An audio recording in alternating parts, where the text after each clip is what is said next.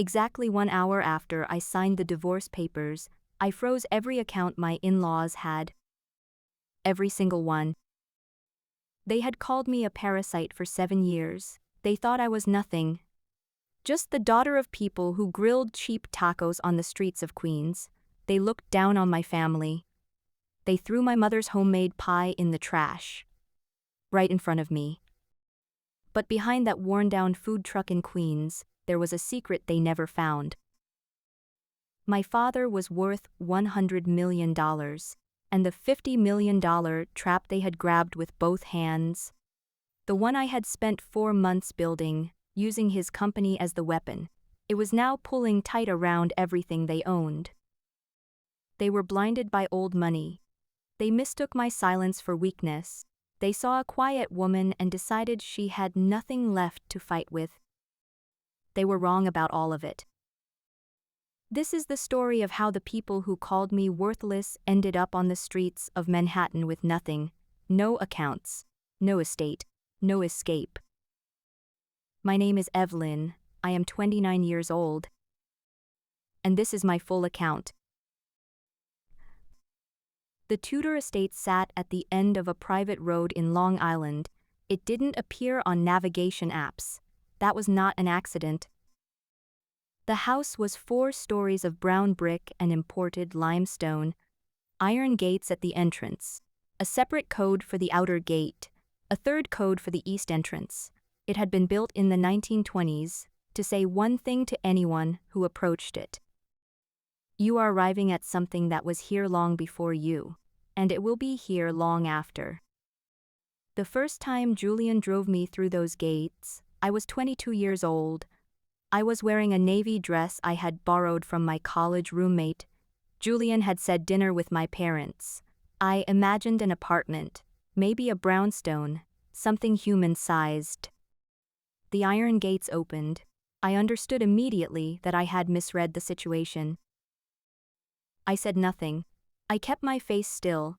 My father had taught me that when you walk into a new room, you listen first, you let the room tell you what it is before anyone opens their mouth.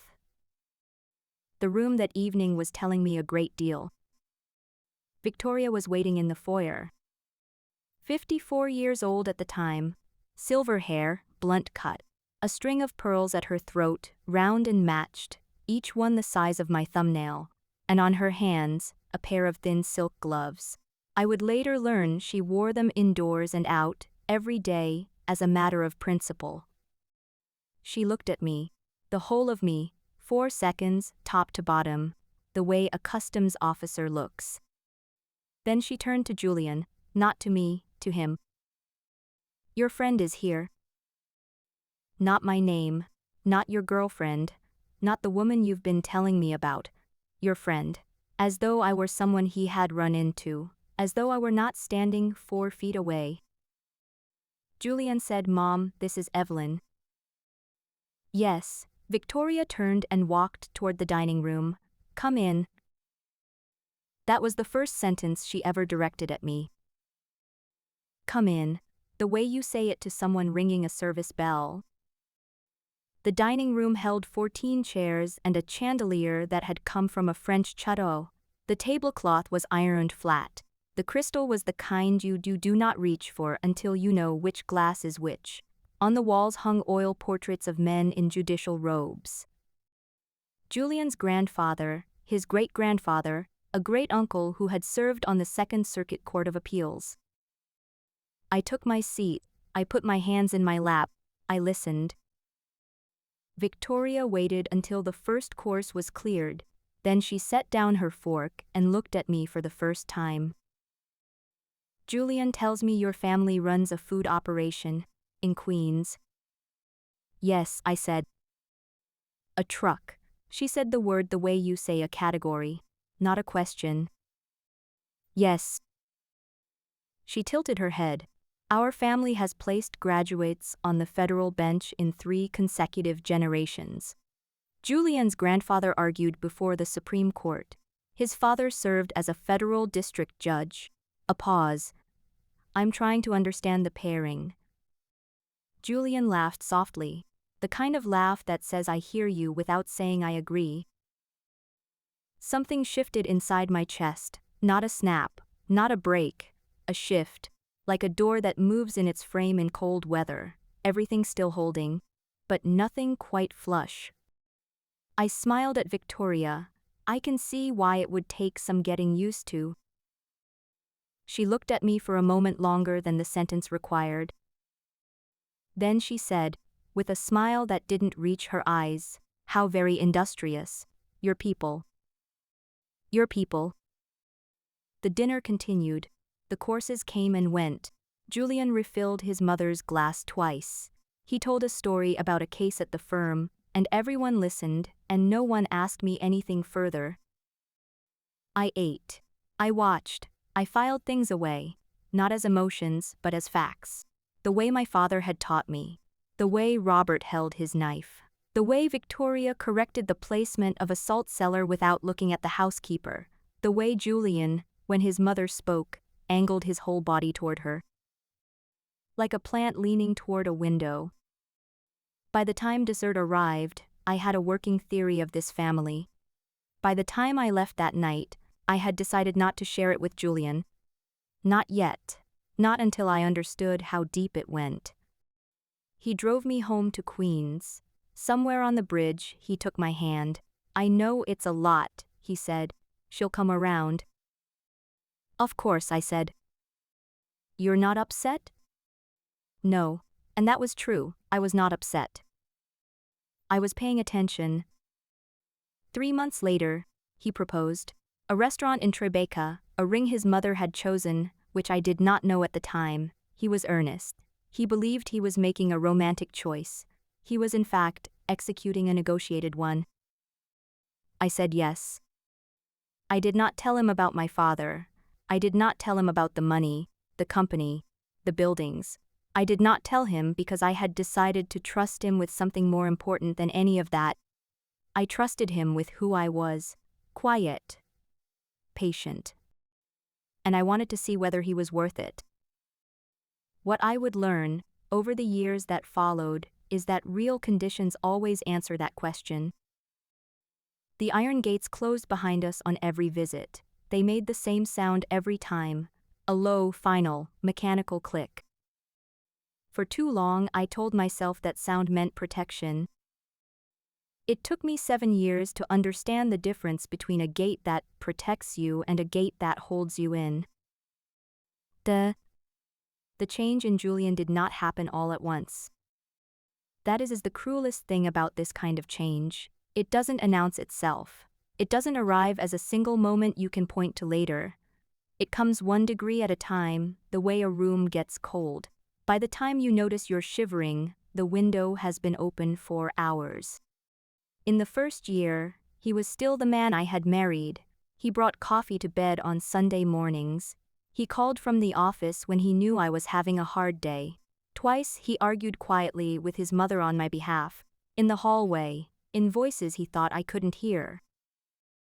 Those arguments meant everything to me. I held on to them longer than I should have. The second year, the arguments stopped. The third year, he started explaining things to me. I'm just explaining the situation. The situation always being, in different words, the same thing. That his family had a position to maintain. That his career required a certain kind of wife. That Evelyn, he had started using my name in the third person when speaking to me directly, needed to make certain adjustments. I noted the date the first time he did that. I wrote it down. By the 4th year, explaining had become something else entirely. I came home one afternoon to find Chloe in our living room, shoes on the sofa. A half-eaten plate of food on the coffee table. She was writing on my notepad without looking up. "I need the cream Birkin cleaned," she said. "And get on the wait list at Bergdorf for the new season hardware." She held the notepad out. "Everything's on the list." I looked at the list. 11 items. Dry cleaning, personal shopping, a restaurant reservation, a package pickup on the Upper East Side. "Chloe," I said, "I'm not your assistant." She finally looked at me, her mother's expression down to the millimeter. My mom said you'd say that. She picked up her bag and walked out. Just do the list. Don't make it weird. I stood in my own living room, holding her notepad. I did not throw it away. I photographed it. I dated the photograph and saved it in a folder on my private laptop. My father had installed this habit in me long before I understood why. Document everything, he always said. Memory is emotional. Documentation is not. The watch became a target in the 3rd year. It was a Christmas dinner. 16 people, the good crystal, the kind of evening Victoria assembled twice a year to remind everyone where they stood. She was midway through a story about a charity gala when her eyes moved to my left wrist and stopped. "What is that?" she said. The table went quiet. "A watch," I said. "From where?" Not a question, the beginning of a verdict. "A gift, from my father." Victoria studied it for a moment. The plain face, the worn leather strap. Then she looked at her guests with the small, patient smile she saved for moments like this. I suppose in Queens, sentimental value counts for more than quality. Soft laughter around the table. Julian looked at his wine. I pressed my thumb against the strap and said nothing. Not because I had nothing to say, because there are things worth more than winning a dinner table argument, and that watch was one of them. I already knew even then that patience was the only currency that would matter in the end. The steak dinner happened in the 5th year. I had prepared everything carefully. Herb-crusted rack of lamb, red wine reduction, roasted vegetables. Ready at 7:30, which was when Julian said he'd be home. He arrived at 8:15. No message. I had kept the food warm. He sat down. He pressed the meat with his fork. He set the fork down. Then he removed his glasses and placed them on the table, slowly, the way he did when he had decided to say something he had rehearsed. "The reduction is too thick. You can see it at the edge of the plate." He leaned back. Chen's wife paired a 2019 Barossa from memory at the Altman and dinner last month. She didn't consult anyone. "You've had 7 years in this family, Evelyn. The Queen's is still coming through." I looked at him. My jaw did what it does when I am processing something I am choosing not to say. It settles, goes slightly forward, holds. My father calls it my accounting face. "I'll adjust the recipe," I said. "It's not just the recipe." Julian stood and put his glasses back on. He picked up his phone and walked toward the study. "It's the general approach." He closed the door. The lamb was perfectly cooked. I knew this because I had checked the temperature at 7:22 with a thermometer and written the reading in the margin of the recipe. I cleared the table, washed the plate, opened my laptop, typed 4 lines, the date, the time, what was said, what was done, into a document I had titled, simply, Record. Then I closed the laptop, made tea, sat at the kitchen table for 17 minutes. Then I went to bed. Every Sunday morning, I left the estate at 6:15 a.m. I told Julian I went to yoga. He never asked which studio. He never asked how long. That was the one advantage of being considered unremarkable. People don't watch what they've already dismissed. I took the Long Island Railroad to Penn Station, then the F train, 41 minutes, to a stop in Queens, then 6 blocks on foot to a corner where a yellow food truck sat with its window propped open. My father was always already there. He did not own a car. He took the bus, 40 minutes earlier than I took the train, because he believed that anyone who runs something should always arrive before the people they serve. He was 63 years old, broad-shouldered, the hands of a man who had built things himself before he had built things through others. Every Sunday, the same white t-shirt, dark trousers, canvas apron tied at the front. And when he saw me coming down the sidewalk, even before he could see my face, he lifted one hand and smiled. He had come to New York from Mexico City at 22 with $400 and a facility for numbers that his father, a bookkeeper, had spent 12 years carefully building. He had worked in restaurant kitchens, then a small grocery. Then he had saved for 3 years and opened, with 2 partners, a counter-service restaurant in a New Jersey strip mall. That restaurant was now one of 340 locations across 11 states. Raphael Holdings, his company, controlled the restaurant group, 3 real estate portfolios, a logistics consultancy, and a private fund managing assets of over $100 million. He had funded the construction of a public library in the neighborhood where he had first lived in America. He still made the tacos himself on Sunday mornings. He said it kept him honest. "You're thinner," he said one morning, handing me a coffee. He said it in Spanish, which was the language we used when we were being direct. "I'm fine, Papa." "Your face is different." He turned back to the griddle. He didn't push. He never pushed. He laid out observations the way he laid out ingredients, one at a time, and then he let you decide what to make of them. "Julian is working a lot," I said. "He works hard, that one." A pause. The sizzle of the meat. "He treats you right?" I looked at my coffee. The styrofoam cup. The steam. The plastic lid my father always pressed down with his thumb because he worried about spills. "He's learning," I said. My father nodded. He had the stillness of a man who had made peace with not knowing everything. My mother arrived a little later, the way she always did, with pinned hair and a container of rice pudding she had made the night before. She pressed both palms against my cheeks every time she saw me. She looked at my face the way women who love you look at your face. Not for what you're saying, but for what you're carrying underneath it. That morning she held my face a moment longer than usual. "Come home for dinner this week," she said. "I'll try." "Not try, come." I looked at her hands, small and warm, the knuckles slightly swollen from years of work, hands that had made thousands of meals for other people, most of them without expecting anything in return. Something pressed upward inside my chest. I breathed through it. "I'll come," I said. I went back to the estate at noon. Julian was still asleep. I made his breakfast, left the plate in the warming oven, and sat at the kitchen table with my laptop open. I had been building a second document alongside the record file, not a record of what had happened, a plan for what would come next.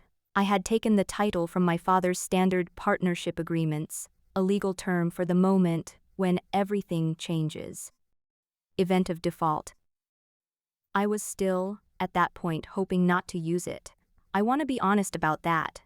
I was still hoping that Julian would find something in himself larger than the house he had grown up in.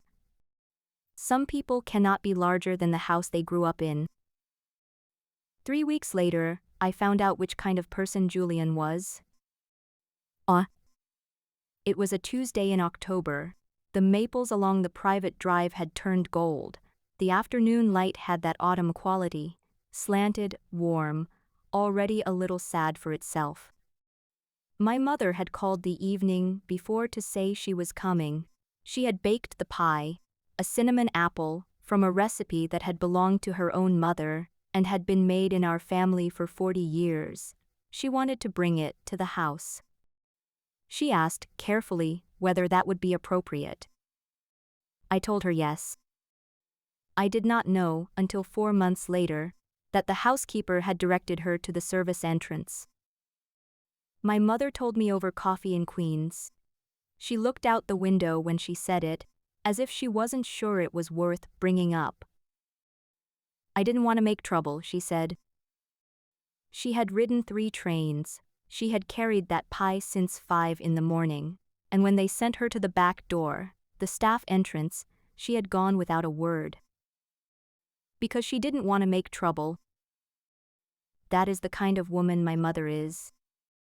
She arrived at 2:47 in the afternoon. She had taken the subway, 3 trains, 90 minutes, from Queens. She carried the pie box in both arms the entire way, held against her chest. She wore her good gray wool coat, the one she saved for church and for occasions she considered important. Her hair was freshly pinned. She stood in the drawing room when I found her, looking at the furniture the way a person looks at things that are meant to make them feel like they don't belong. The room smelled of expensive dried flowers. The silk wall covering caught the afternoon light. Victoria was on the sofa with a book in her lap, silk gloves on, as always, the pale ivory ones she wore indoors. She looked at my mother the way she looked at everything that entered her space uninvited, with the stillness of someone who had already decided, before looking, that what they were about to see wasn't worth their full attention. My mother held out the pie box with both hands. "Sra, two-door," she said. Her English was careful. Her accent was clear and unashamed. "I baked this for Evelyn. She loves this pie since she is a little girl. I thought maybe." "What is that smell?" Victoria did not raise her voice. She didn't need to. She set her book on the side table and looked at the box. Not at my mother, at the box. "Cinnamon?" "Yes, Sra, cinnamon apple." In this room, Victoria stood. She smoothed the front of her jacket. The walls are covered in hand-painted silk that has been here since 1962. It absorbs odors permanently. She picked up the small silver bell from the table and rang it once. Maria appeared from the hallway. Victoria did not look at my mother when she spoke. The guest needs to be shown out through the service entrance. She gestured toward the pie box with 2 fingers, the way you gesture towards something you have already decided the fate of. Then she said, to the air between them, "The food can stay." My mother set the box on the nearest surface, the small side table by the door. She looked at me. Her eyes were asking a question I did not know how to answer in that room. I opened my mouth. Victoria crossed to the side table. She picked up a silver letter opener that was resting nearby. Without changing her expression, without looking at my mother, she pressed it into the center of the pie. The crust gave way with a soft sound. The filling spread. The box collapsed around it. "Dispose of this," she said to Maria. "The smell is already in the fabric." Maria moved toward the table. Julian walked through the front door at that exact moment. Briefcase, coat. He saw my mother. He saw the table. He saw Maria lifting the broken pie box. He said, "Oh." Then he walked to the kitchen, and I heard the espresso machine begin. He made himself a coffee. He stood at the counter and made himself a coffee while Maria carried my mother's pie to the bin in the service corridor.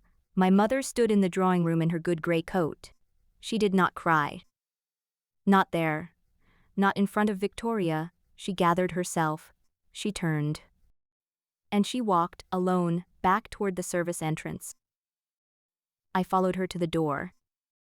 At the threshold, she turned and put one hand against my cheek. One hand, a touch that lasted less than 3 seconds. She said, in Spanish, "You are loved." Then she walked away down the path. I stood at the door and listened to her footsteps. I listened until I couldn't hear them anymore. Then I turned around. The drawing room, the dried flowers, the sofa, the silk walls, the faint smell of cinnamon already being absorbed into fabric that had been there since 1962. I walked to the window. I pressed my thumb against the leather strap of my watch. 4:00 p.m. Something that had been held tightly for a very long time simply released. Not violently, completely. The way a rope releases when you cut it, and you realize you had been pulling against it all along. I went upstairs. I opened my laptop. I opened the document titled Event of Default, and I began to type. And when you know how to read financial documents, you know how to read people. The numbers do not lie, only people do, and if you read the numbers carefully enough, you don't have to trust the people at all. I had used my father's secure network to access the Tudor family's financial records on a Wednesday evening, 6 days after the pie. I had the clearance. My father had built it in when I turned 21. I had never used it in 7 years. I had chosen not to look, because I did not want what I found to change how I saw my marriage. The marriage had already shown me what it was. Now I could look. What I found, over 4 evenings of careful reading, was this. Robert Tudor, retired federal judge, respected name in New York legal circles, needed approximately $2 million a year to maintain the life the family was living. His pension and investments produced $890,000. The gap had been covered by drawing down savings. Those savings were now almost gone. To fix the problem, he had invested $18 million into a commercial real estate development in Midtown Manhattan. That project had stalled. Zoning disputes, cost overruns. The bank holding the primary loan had sent a formal notice of concern in August. Robert had not responded. His personal exposure on the project, $11,300,000. Chloe's fashion brand, the one she promoted constantly on social media, had no revenue. It had $2,300,000 in debt, structured through a shell company in Delaware. The investors were starting to ask questions. Julian's partnership at the firm had been quietly delayed because of an ethics complaint filed by a junior associate in July. Julian had told his mother he was on an accelerated track to partnership. He was not. I built a spreadsheet with everything I found, not because I needed it to remember, but because putting information in rows and columns is how you see it clearly enough to act on. The picture was complete by the 4th evening. The Tudor family, one of the most recognized names in New York legal and social circles, had a combined net worth of approximately -$6 million. They were insolvent. And they were going to need money, quickly, from a source that would not ask too many questions. I sat with this for 2 days, then I pulled up the Raffle Capital Fund documents on my laptop, my father's private investment vehicle, the one his lawyers had been refining for 20 years. I was looking for a specific clause, Article 14, subsection C. The event of default provision. I read it twice. Event of default shall occur automatically and immediately, without notice, upon any act constituting moral breach or fraud, dissolution or material breach of the partnership arrangement, or any action bringing significant reputational harm to the creditor. Upon occurrence, all outstanding obligations become immediately due, and the creditor may attach all debtor assets and freeze all financial accounts without further notice. I closed the laptop. I stood at the kitchen window for a long time, watching the lights of the estate grounds in the dark. I was not feeling triumphant. I want to be clear about that. I was feeling something quieter and more final. The particular sadness of finding exactly what you were looking for when you would have given anything not to find it. I had wanted, for 7 years, to be wrong. I had wanted Julian to be the man I married. I had wanted the Tudors to be difficult, not monstrous. I had wanted the marriage to be something worth saving. The numbers said otherwise. And so I opened a new document. I pulled up the Raffle Capital term sheet template, and I began, very carefully, to write a contract. Before I finalized anything, I made one phone call to my father. I did not tell him everything. I told him I needed to use the Raffle Capital Fund as the vehicle for a private arrangement. I told him the counterparty was the Tudor family. I told him I needed Margaret to handle the documentation. He was quiet for a moment. "Do you need me to do anything else?" he said. "Just let me use the name," I said. "Evelyn," he said, "it's your name too." That was the whole conversation. He did not ask for details. He did not ask why. He trusted me the way he had always trusted me. Completely, and without needing to know every number in every column. That was the greatest gift he ever gave me. Not the fund, not the money. The trust. I chose a Thursday evening in November. The dining room that evening had the quiet of a house in the middle of a crisis it isn't allowed to name. Robert had been on the phone in the study all afternoon. Victoria was on her second small white pill. Chloe was on her third glass of wine.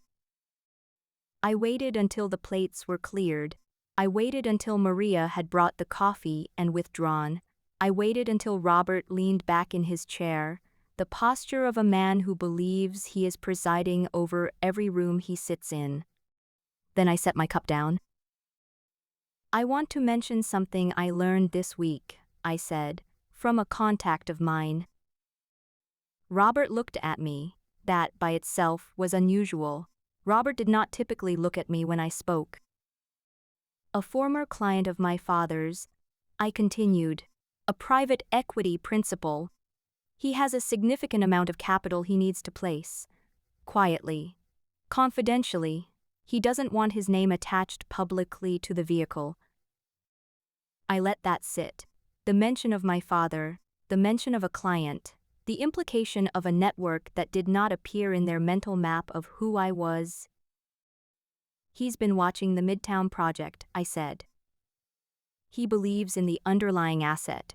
He just needs a credible name attached to the structure to satisfy his investors' due diligence." Robert. He asked if the Tudor family would consider being the named general partner. Silence. 4 seconds. I counted. Victoria set down her cup. Robert said, 50 million. "Zero interest," I said. 5-year term, with standard event of default provisions. Chloe reached for her wine glass, without completing whatever word she had started. "I had worked with a lawyer named Margaret for 11 years, my father's lawyer, trusted, thorough. Margaret had drafted the contract. 12 pages. Clean and professional. The dollar amount and 0% interest rate were on page 1, in bold. The event of default clause was on page 9. Same font. Same size. In the middle of a paragraph surrounded by other paragraphs that looked identical. Margaret had asked me, when I described the provision, whether I was certain. "Yes," I said. She had looked at me for a moment in the way that Margaret looks at things she is deciding whether to make her business. Then she typed it. Robert read the first page. He read the second. He put on his reading glasses for the third. He was thorough, the way a man is thorough when he has already made his decision and is performing the process of deciding for the benefit of anyone watching.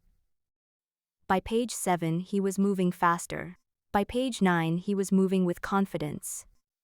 He turned to the last page. "The investor," he said, without looking up, "your father's contact.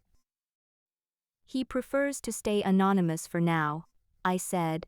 "The fund is called Raffle Capital, a private vehicle, well established." The name, I watched him register it. Raffle Capital, a name he had heard in certain circles, a private fund, real estate, restaurants, quietly substantial. He had heard the name, he had not connected it, he had no reason to. He signed. He passed the document to Victoria. She signed with the efficiency of a woman for whom paperwork is a formality.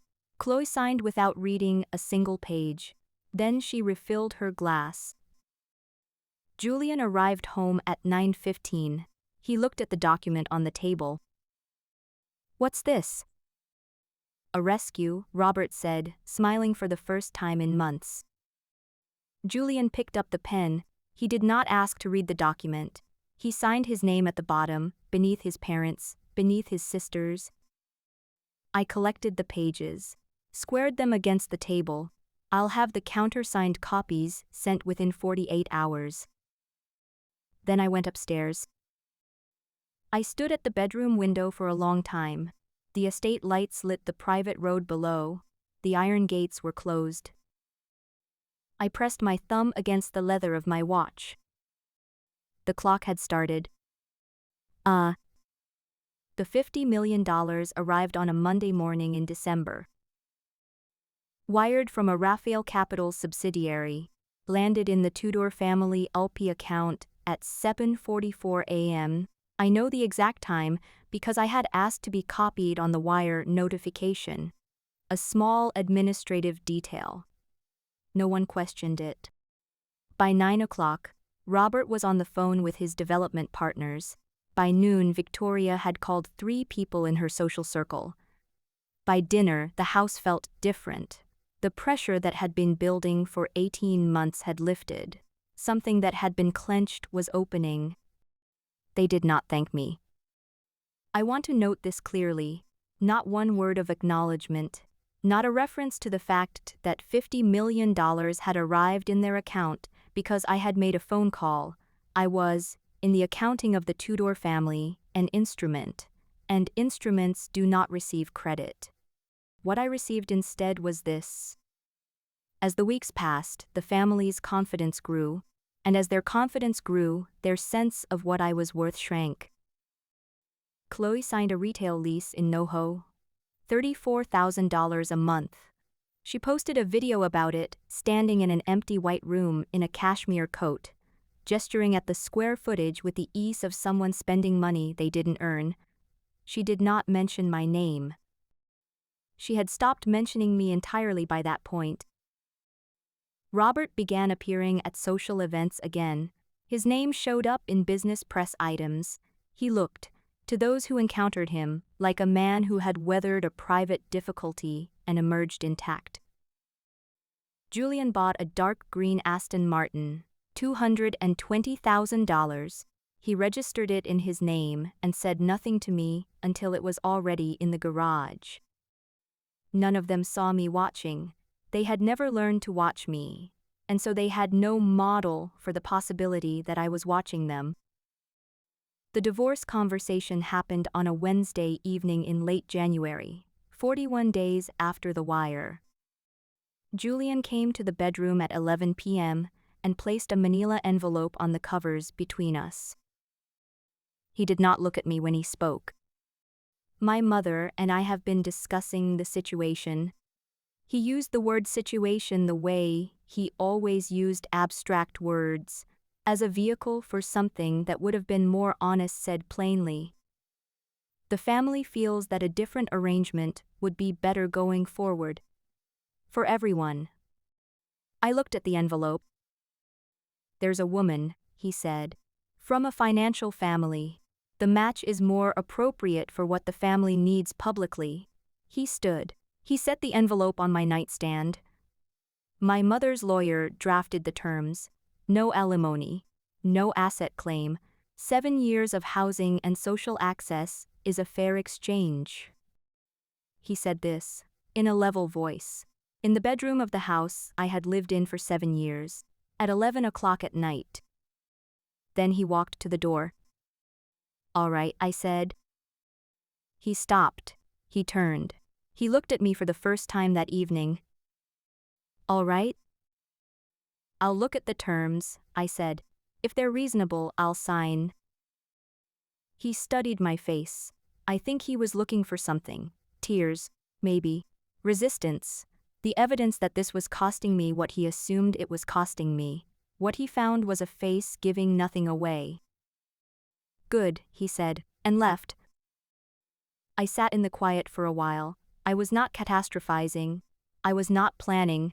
I was remembering the man who had held my hand on the bridge 9 years earlier, and the woman I had been who had let herself believe a gesture was a promise. I allowed myself 4 minutes of that. I counted them. Then I opened the envelope. I read the terms.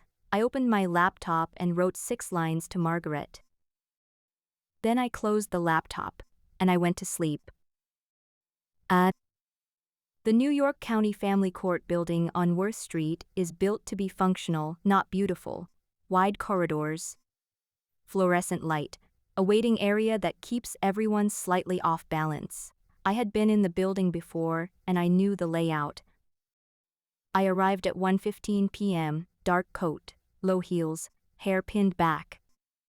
Julian came with the family's lawyer, a man named Breckenridge, who looked at me with the efficient neutrality of someone for whom I represented a transaction to close. Victoria had come to sit in the corridor, pearls, gloves, the expression of managed satisfaction she wore when she had won something she had always considered hers. The proceedings were brief. The terms, no alimony, no asset division, moved through quickly. Breckenridge was efficient. Julian signed. I signed. A clerk stamped the documents, another clerk filed them. The judge, a woman in her 60s, looked at me once directly with an expression I couldn't quite read. At 1:58 p.m., she said, "The marriage is dissolved as of today's date." I picked up my copy of the decree and walked out.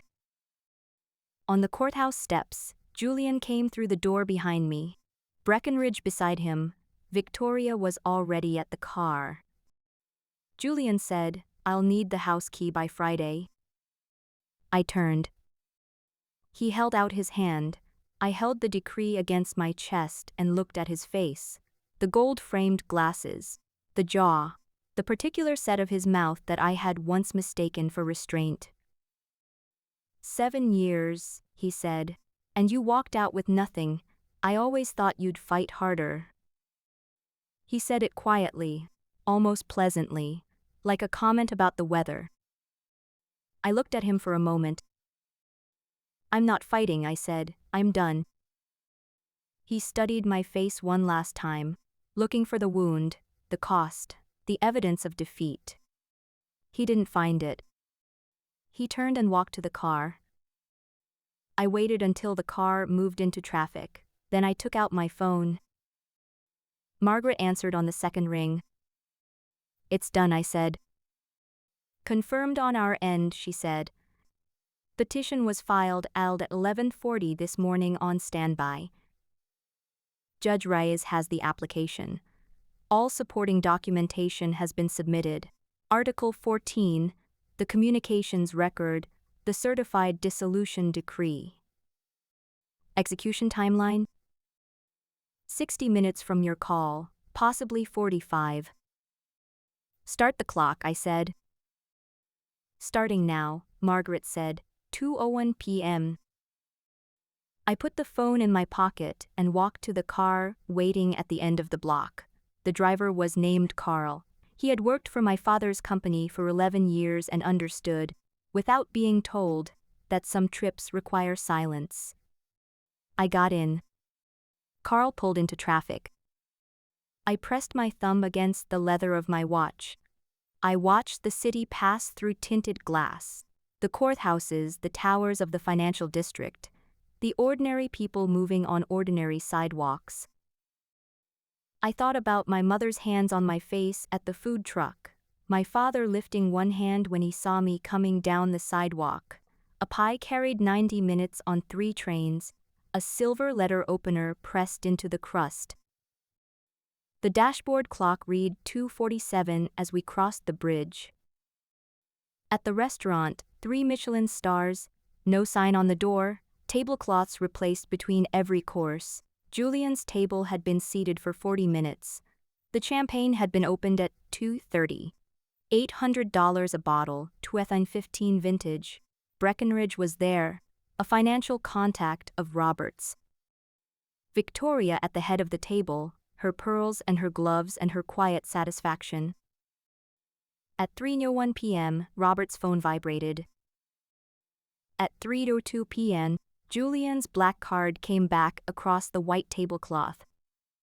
The waiter's name was Daniel. He was interviewed later by a journalist covering the case.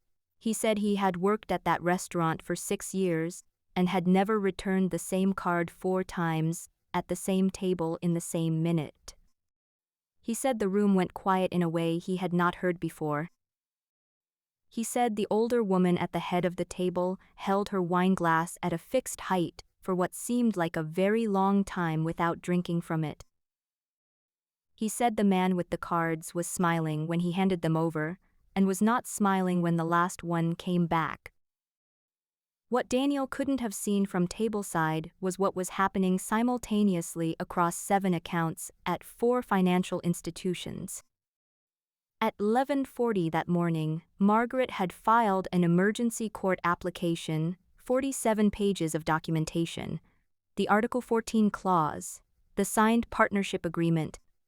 The record I had been building for 4 months, she had held it open for one missing exhibit. The certified decree of dissolution, which would not exist until the marriage formally ended. The decree issued at 1:58 p.m., the moment the marriage ended. Margaret filed it to complete the application within minutes of my call. Judge Reyes, who had reviewed everything that morning, signed the order at 2:14 p.m., 16 minutes after the dissolution was finalized, not before it. The order covered everything: the Tudor family LP account, Robert's personal accounts, Chloe's Delaware shell entity, Julian's personal checking and investment accounts, the line of credit secured against the Long Island estate. All frozen simultaneously at 3:01 p.m. 60 minutes after I made the call. At 3:01 p.m., Robert's phone received the first bank notification. Account access suspended pending court order. Contact your legal representative immediately. 2 more notifications followed within 90 seconds. The securities firm, then the line of credit administrator. His phone was still vibrating when Daniel returned Julian's 4th card. Then the calls began. Robert's development project site had been waiting since 2:30 p.m. 2 investigators from the U.S. Attorney's Office, with a warrant, met the site manager at the door. The site manager called Robert at 3:08. Robert looked at his phone. He did not answer. Chloe's new retail space, the one she had filmed herself standing in with the cashmere coat, received a lease default notice at 3:15 because the account the rent auto-drafted from was among the frozen accounts. Her investors, who had seen the court alerts, called within the hour. Julian's firm was notified through its general counsel at 3:30. The general counsel emailed Julian at 3:34. Julian did not read the email until 4:02, after he had left the restaurant on foot, because the car service linked to his credit card had suspended his account. He walked 8 blocks in January before finding a cab that took cash. He had $43. I know all of this because Margaret sent a summary report at 7:15 that evening. Subject line: execution complete. All actions confirmed. She included a timeline, 1 column for scheduled actions, 1 column for confirmed execution times. I read it at the kitchen table in my parents' apartment in Queens. My mother had made rice and beans. The apartment smelled of garlic and warm starch, and the particular safety of a place that had always been mine. My father sat across from me. He had the report open on his own phone. He read it the way he read most things, slowly, completely, without expression until he finished. Then he set his phone face down on the table. "Are you all right?" he said. I thought about the answer before I gave it. Not to perform consideration, because the question deserved an honest response, and I was still working out what that was. "I think so," I said. "I'll know more in the morning." He nodded. He reached across and placed his hand on top of mine, a single, still pressure, about 4 seconds. "Eat," he said. I ate. They came on a Saturday morning in February, 23 days after the freeze. I was at the food truck with my father. We had been there since 6:15, the same as always. He was at the griddle. I was at the service window. The usual morning regulars had come and gone. The construction workers who came every weekend, the retired postal worker who had been coming for years, a woman named Donna who always said thank you in a way that meant it. At 9:47, I looked up and saw them at the end of the block. Julian was in the charcoal wool overcoat he wore to court appearances. It was visibly slept in. His hair, always precisely groomed, was not. He was walking with the forward urgency of a man who has rehearsed something and is afraid of losing his nerve before he gets there. Victoria was beside him. She had the pearls, but not the gloves. This was the first time in 7 years I had seen her bare hands in public. They were the hands of a woman who was 60 years old, not fragile, not old, but real in a way that the gloves had always prevented. They stopped in front of the truck. The street was quiet, February quiet, functional and swept. Julian looked at me through the service window. He didn't speak right away. I watched him find whatever he had come here to say. Evelyn, just my name, first. I waited. He stopped. Started again. We need to talk about the accounts, about the estate. The scope of the order is. He stopped again. His jaw was working. There are people being hurt by this. Maria has been with the family for 14 years, and now she. I know, I said. Then you know it's gone too far. I kept my face still. It hasn't, I said. Victoria stepped forward. Evelyn. Her voice had the same quality it always had, controlled, carefully measured. But something underneath it had changed. A frequency. The way a musical note changes when the string that produces it has gone slightly slack. Whatever mistakes were made. This level of action. Your daughter-in-law's mother, my father said. He had come to stand beside me at the window, quietly, the way he always moved, without announcement, without making anything of it. Canvas apron on, hands at his sides. He looked at Victoria. Your family, he said, sent her to the service entrance. She had been up since 5 in the morning to bake a pie. She rode 3 trains to deliver it, and you broke it in front of her. Victoria looked at him. My daughter said nothing, he continued. For 7 years, she said nothing.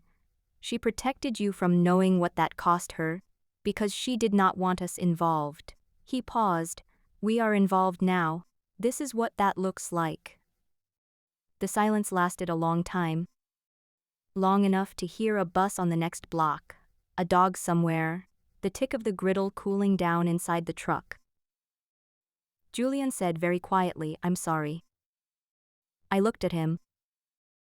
I had thought, in the weeks before this morning, about what I would feel when someone from that family said those words. I had imagined a few different things. What I actually felt was simpler than any of them. I felt tired, particular tiredness of someone who has carried a weight for a very long time, has finally set it down, and is now feeling, for the first time in years, the full weight of their own arms. I know you are, I said, and I meant it. I believed he was sorry. I believed it the way you believe something that is true and too late at the same time. What do we do, he said, not as a demand, as a genuine question from a person who did not know the answer. I looked at my watch, the worn leather, the plain face. You'll hear from Margaret next week, I said. She'll lay out the terms.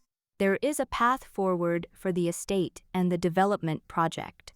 The legal exposure is manageable if your father cooperates with the investigation. It won't look the way it looked before. But it is a path. Julian stared at me. You prepared for that too, he said. I prepared for all of it, I said. That's what I was doing, the whole time. He looked at me for a long moment, not with anger, with something more complicated, the expression of a person encountering, too late, the full dimensions of something they had chosen not to see. Then he nodded, once.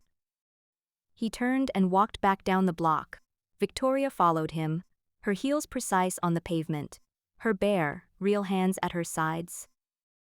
I watched them until they turned the corner. My father set a cup of coffee on the counter beside me. I picked it up, held it.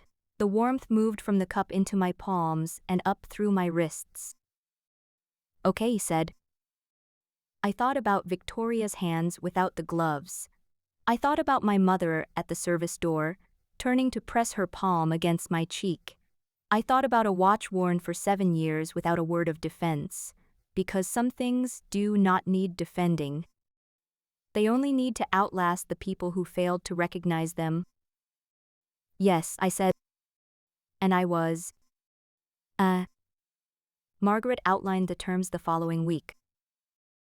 A structured path out of the default, cooperation with the federal investigation, a supervised sale of 2 properties, a repayment schedule against the raffle capital debt, 8 years, but achievable. Robert cooperated. He was a practical man when he had no other options. The fashion venture was dissolved. Chloe moved back to her parents' house. Julian left the firm. He passed the bar exam 2 years later and opened a small practice in New Jersey. He sends a card every Christmas. I don't respond, but I keep them. They are facts. I collect facts. My mother's cinnamon apple pie was added to the menu at my father's food truck on the first Sunday of March that year. He charged $3 a slice. He gives one away free to anyone who asks. The last time I was there, a woman in her 70s asked for a slice. She took one bite and said, "This smells like somebody's kitchen, like somebody's home." I said, "It is." People think silence is surrender. They see a woman who doesn't raise her voice, and they decide she can't fight. They mistake the quiet for an absence of something. They are not wrong about the quiet. They are wrong about the fight. The quiet is not the absence of power. It is the presence of something they haven't learned to read yet. I am Evelyn. I am 29 years old, and the watch my father gave me has never once needed to announce what it was worth. Neither have I.